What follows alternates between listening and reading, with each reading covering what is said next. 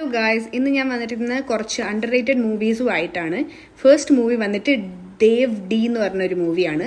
അതിൻ്റെ അകത്ത് ഒരു ചൈൽഡ്ഹുഡ് ലവ് ഉണ്ടാവും.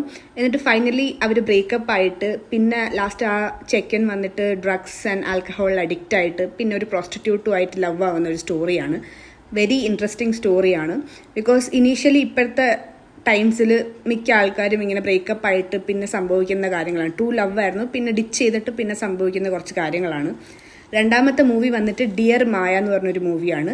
അതിൻ്റെ അകത്ത് രണ്ട് പെൺകുട്ടികൾ പ്രാങ്ക് ചെയ്യും ഒരു ലേഡിയെ. അവർ ആ വീട്ടിൽ ഇങ്ങനെ ലോൺലി ആയിട്ട് താമസിക്കുന്ന ഒരു ലേഡിയെ പ്രാങ്ക് ചെയ്ത് ലെറ്റർ അയച്ചിട്ട് ഒരു സീക്രട്ട് അഡ്മയർ ഉണ്ടെന്ന് പറഞ്ഞ രീതിയിൽ മെസ്സേജ് അയച്ചിട്ട് ലാസ്റ്റ് അവർ മിസ്സിങ് ആവുന്ന ഒരു സ്റ്റോറിയാണത്.